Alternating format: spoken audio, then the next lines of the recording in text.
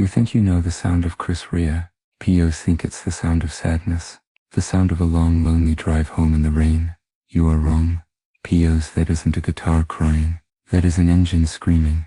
Before the blues, before the charts, before the road to hell, there was gasoline. This is not the story of a musician. This is the story of a racer who just happened to play the guitar. Welcome to the fast lane of Chris Rea. Close your eyes and listen to the beginning of The Road to Hell, that iconic weeping slide guitar intro. For decades, millions of people have listened to that sound while stuck in traffic on the M25 or driving home in the rain. They hear melancholy, they hear the blues of the modern commute, but they are hearing it wrong. What if I told you that sound wasn't born in a traffic jam? What if I told you it was born on the starting grid of Mons? Chris Rea is not just a musician who likes cars. He is a petrolhead whose veins pump high-octane fuel. A man for whom music was often just a way to fund his true obsession: motor racing. When you hear that signature slide guitar, you aren't hearing a man crying over lost love. You're hearing a man trying to replicate the screaming resonance of a Ferrari V12 engine down the hangar straight at Silverstone. He once admitted that many of his famous road songs were born out of frustration. Not the frustration of a commuter, but the frustration of a race driver trapped in a slow-moving world. He was sitting in ordinary cars, dreaming of apexes, breaking points, and the smell of burning rubber. The guitar became his throttle. The slide became his gear stick. To understand Chris Rea, you have to stop looking at him as a pop singer in a suit. You have to see him in a fireproof Nomex racing suit. Helmet on, waiting for the lights to go out. This is the story of the rhythm of the road, and the man who played the guitar like he was driving a Formula One car. To understand the specific frequency of Chris Rea's obsession, you have to look at his bloodline. He was born in Middlesbrough, yes, but his DNA is pure Italian. His father, Camillo, ran an ice cream factory. But while Camillo was freezing cream, young Chris's heart was melting for something hotter coming out of Italy. It wasn't just any speed Chris craved. It was the specific operatic speed of Maranello. It was the prancing horse, Ferrari. For decades, Chris hid a dirty little secret from his fans and his record label. While they thought he was agonizing over lyrics in a studio, he was actually calculating lap times. He didn't want to be Eric Clapton. He wanted to be Enzo Ferrari. He later admitted the most incredible thing: I only became a musician to pay for the racing. Every hit record, every sold-out tour, every platinum disc, in Chris's mind, they were just invoices being paid for sets of slick tires, engine rebuilds, and entry fees to racetracks. He saw no difference between a beautifully crafted melody and a perfectly tuned V12 engine. The shiny red finish of his Fender Stratocaster was just a substitute for the Rosso Corsa red of a Ferrari 56 Sharknose. He was an Italian soul trapped in the cold north of England, dreaming in Italian horsepower. By the mid-90s, the secret was becoming too big to contain. Chris Rea didn't just want to drive the cars, he wanted to translate their very essence into art. He wanted the world to hear what he heard when a V12 engine fired up.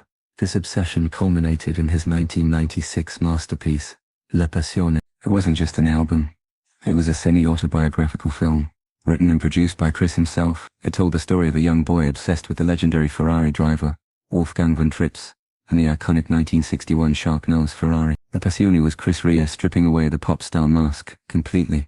He poured his own money and soul into creating a soundtrack for a non-existent film, which he then actually filmed. Listen to the tracks on that album. He wasn't just playing guitar riffs, he was trying to mimic mechanical engineering with musical instruments. He used a full orchestra to replicate the swelling crescendo of an engine accelerating down a straight. He used his slide guitar to capture the wail of tires losing traction on asphalt. He later said he was trying to turn the sound of Enzo Ferrari's engines into a symphony. It was a massive, artistic risk. It confused his record label. It confused many fans who just wanted another Josephine. But for Chris, it was the purest expression of his soul. It was the moment the musician and the racer finally became one, creating a grand, operatic love letter to speed.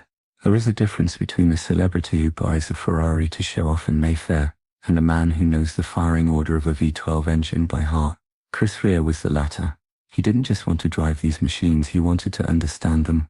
He felt more at home covered in engine grease in a pit lane than he ever did covered in makeup in a TV studio.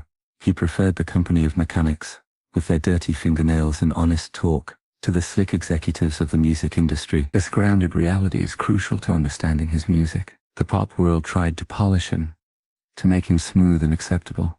But the racetrack kept him raw. Racing is dangerous. It's visceral. It smells of burnt rubber, high-octane fuel and fear. You can't fake it on a racetrack. The stopwatch never lies.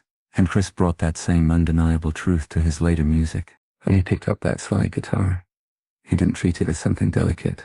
He played it like heavy machinery meant to be pushed until it nearly broke. The grit in his voice wasn't a style choice. It sounded like burned engine oil. His blues weren't learned from books, but from knowing that one wrong move at 50 miles per hour could end everything. The racetrack was his conservatory, the engine his true teacher. In the final years, the world of Chris Rea became quieter, but the engine never truly stopped. As health battles took their toll, and the frantic pace of the 1980s faded into the distance, his relationship with speed changed. It was no longer about the adrenaline of the starting grid. It was about the philosophy of the journey. He realized that life, much like a race, isn't won at the finish line, but in how you take the corners. The road to hell wasn't a warning about traffic anymore. It was a meditation on the choices we make behind the wheel of our own lives. As we look at his legacy in 2025, we see a man who reached the end of his road with no regrets. He didn't just drive home for Christmas. He drove home to himself. He spent his final miles exactly as he started, obsessed with the perfect tone, the perfect line through a curve, and the uncompromising integrity of a man who refused to slow down for anyone else's expectations. The maestro has pulled into the pits for the last time. The engine is cooling. The heat haze is rising off the asphalt of his storied life. But when you listen to that slide guitar, that high, screaming, beautiful wail, remember that it's not just music. It's the echo of a Ferrari V12 shifting gears at sunset, disappearing into the mist of the great beyond. The race is over, but the sound of his passion will echo on the world's highways forever. Ultimately, this obsession with speed wasn't just a rich man's hobby. It was his salvation. Chris often described the music industry as a toxic place, a road to hell paved with fake smiles and compromise. At the racetrack was pure, dangerous truth.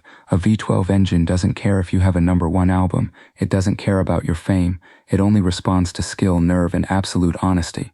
If you lie to a race car at 160 miles per hour, it will kill you. Chris Rea used the speed of those Italian machines to achieve what engineers call escape velocity, the speed needed to break free from the crushing gravity of pop stardom.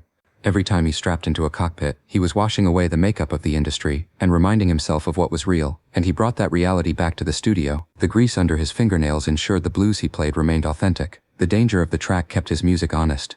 So the next time you hear that slide guitar cry out on the radio, don't just picture a lonely man driving home in the rain. Picture a red tachometer hitting 8,000 RPM. Picture a man who found his deepest truths not in a melody, but in the perfect screaming harmony of mechanics and soul. He wasn't just a musician who raced. He was the conductor of horsepower, and the road was his greatest stage.